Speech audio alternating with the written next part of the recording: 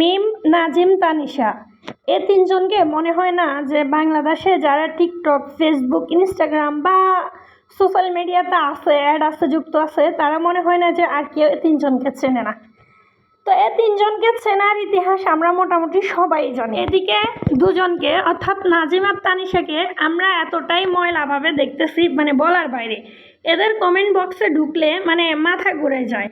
কেউ বলতেছে বাথরুমের পানি, কেউ বলতেছে আবর্জনা, কেউ বলতেছে ডাস্টবিনের পানি, কেউ বলতেছে মানে টোটাল কথা হচ্ছে কি এতটাই পচাইতেছি আমরা, মানে কমেন্ট বক্সে ঢুকলে মানে মনে হচ্ছে যে গোসল করে আবার মানে বসতে হবে মোবাইল নিয়ে। অন্যদিকে হচ্ছে মিম, মানে মিমকে আমরা এতটাই উপরে তুলতেছি। কেউ বলতেছে মিসেস ডায়না, কেউ বলতেছে মিস ওয়ার্ল্ড বাংলাদেশ, কেউ বলতেছে রানী, আবার কেউ বলতেছে দুবাইয়ের শেখ মেহেরা নাকি মানে মিমের কাছে ফেল। যারা এগুলো বলতেছে তারা একটু বেশি করে ফেলতেছে, মানে আমার মতে আর কি।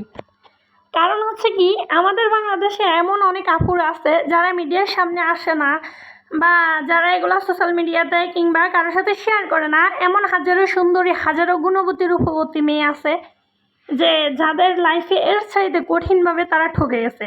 যাই হোক, আমরা এগুলা নিয়ে কথা না বলি। তো আমার মত হচ্ছে কি এখানে দোষ তিনজনেরই সমান সমান।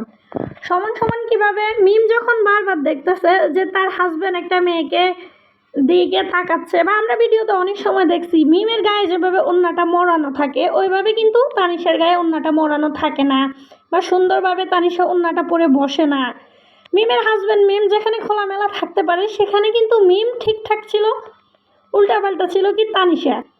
তো যদি ভিডিওর মধ্যে যেটা আমরা সোশ্যাল মিডিয়াতে দেখতেছি ওইভাবে তানিশা বসে থাকে, তাহলে ভিডিও অফ করার পরে, ক্যামেরার পরে তানিশা নিশ্চয় আরেকটু খারাপভাবে বসছে।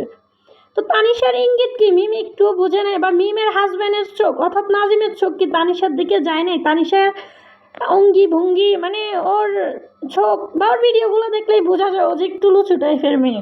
তারপর হচ্ছে তিনজনই সেম এজের, ইয়াং জেনারেশনের মানুষ। তো তিনজন একসাথে বসা, ওঠা বসা, খাওয়া, ঘুমানো, মানে এগুলা কি নর্মাল মেনে নেওয়া? ওর যদি হাজব্যান্ডকে মানে আমার হাজব্যান্ডকে আমি অন্য মেয়ের সাথে কেন মিশতে দিব? সে আমার বান্ধবী না, সে আমার মায়ের পেটের বোন হোক। আমি যখন দেখতেছি যে তার চলাফেরাতে ভুল আছে, তারপরে যেটা মেন পয়েন্ট সেটা হচ্ছে বাঙালির সন্দেহ কখনো মিস হয় না।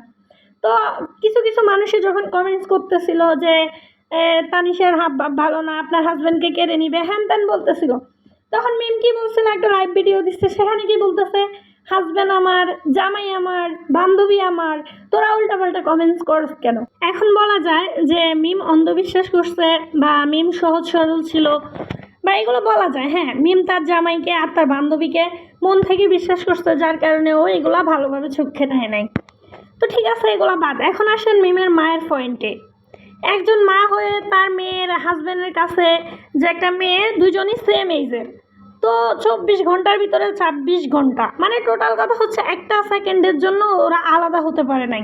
তাদের প্রত্যেকটা ভিডিওতে আমরা দেখি কি যে এক প্লেটে খেতেছে তারা, তারপর হচ্ছে একসাথে ঘুমাইতেছে, তারপরে একসাথে ঘুরতে যাচ্ছে, তারপর একটা আইসক্রিম, দুইটা আইসক্রিম নিয়ে আসতেছে নাজিম, তানিশার জন্য নিয়ে আসতেছে, মিমের জন্য নিয়ে আসতেছে। টোটাল কথা যেটাই নিয়ে আসে দুজনের জন্যই নিয়ে আসতেছে।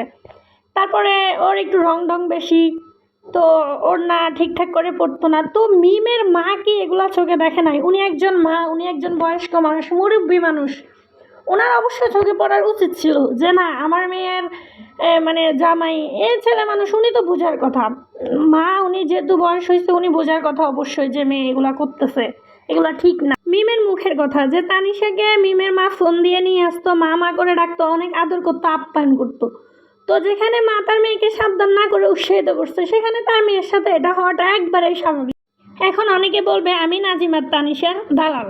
আসলে বিষয়টা তা না। নাজিম তানিশা এ দুজনের নামটা যতবার নিছে ততবারই আমার ভিতরে ঘৃণা জন্মাইছে।